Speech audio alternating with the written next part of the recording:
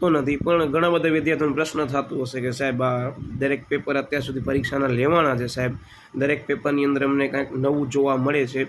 તો મારા દરેક વિદ્યાર્થીને એ જ સૂચના છે બેટા કે તમે સમગ્ર વર્ષ દરમિયાન જે મહેનત કરી છે ને એ મહેનત તમને કાલે દેખાડવાની છે.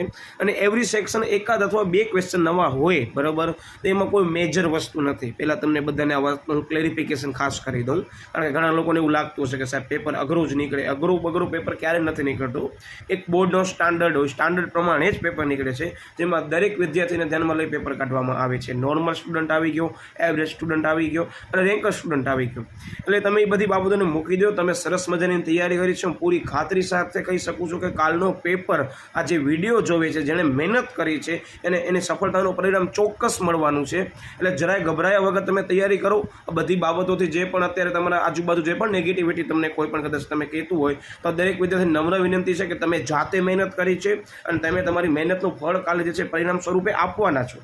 એટલે કોઈને એવું કહેવાનો અધિકાર નથી કે પેપર અઘરું હશે, બરાબર. જે પણ લોકો કહે છે તમને પેપર અઘરું છે, તો તમે તમારી જાતને એકવાર પ્રશ્ન પૂછી લો કે મેં જે તૈયારી કરી છે એ પ્રમાણે પેપર ગમે તેવું હોય હું એને સહેલો બનાવીને રહીશ. બસ આ મારો જે છે વસ્તુ ખાસ સેન્ટેન્સ યાદ રાખજો. સમગ્ર પેપર શાંતિથી લખજો. દરેક પ્રશ્નને 2 વાર વાંચજો, એકવાર નહીં 2 વાર વાંચજો. કારણ કે ઘણી બધી વખત એવું મેં તમને કીધું ઘણી બધી જગ્યાએ વિડીયોમાં કે એકાદ ક્વેશ્ચનની અંદર MCQમાં હોઈ શકે છે.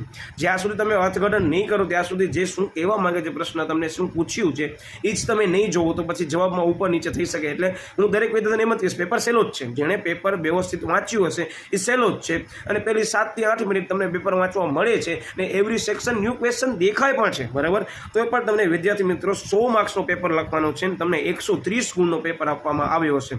એનો મતલબ કે તમે વિભાગ C, D અને E ની અંદર 30 ગુણ વધારાના આપ્યા છે. હવે તમે પોતે વિચાર કરી લો કે 30 ગુણ જે વધારાનો આપ્યો છે, બરાબર, કદાચ નવા ક્વેશ્ચન આવ્યા છે તો શું તમે બાકીના પ્રશ્નો તો આવડે છે ને, તમને પેપર તો 100 ગુણનો જ લખવાનો છે ને. એટલે ખાસ ધ્યાન રાખજો, પેપર શાંતિથી લખજો. અને છેલ્લે પેપર લખાઈ ગયા બાદ મેં તમને જે પ્રમાણે કીધું છે સમયનું આયોજન કરવાનું છે, એ સમયનું આયોજન થઈ ગયા બાદ તમે વિદ્યાર્થી મિત્રો પેપર સમગ્ર એક વખત જે છે રીચેક કરવાની ખાસ આદત પાડજો કે સેક્શન પ્રમાણે પ્રશ્નો લખ્યા છે, જે માંગ્યા મુજબ આપ્યા છે એ પ્રમાણે આપણે સિક્વન્સમાં બધા લખી લીધા છે, કોઈ પણ ક્વેશ્ચન રહી નથી જતો ને. બસ આ ખાસ જોઈ લેજો. અને કદાચ સમય મળે છે તો હાઇલાઇટ કરજો, ફરજિયાત નથી. એટલે કાલની પરીક્ષા માટે આ વિડીયો જોનાર દરેક મારા વિદ્યાર્થીને wish you all the best. Paper સહેલો જશે, હું પૂરી ખાતરી સાથે કહી શકું છું. તમે મહેનત કરી છે તો અવશ્ય તમને સહેલું લાગવાનું જ છે. આ સમગ્ર વર્ષ દરમિયાન તમે જે પણ મહેનત કરી છે એ સમગ્ર મહેનતનું એમ સમજી લો કાલે તમને જે છે પૂરેપૂરો ફળ મળવાનું છે. તમે કર્મ કર્યું છે એટલે ફળ મળીને રહેશે. એટલે જરાય ચિંતા કર્યા વગર તમે સરસ મજાનું જે છે તૈયારી દઈ અને પરીક્ષા દેવા જજો.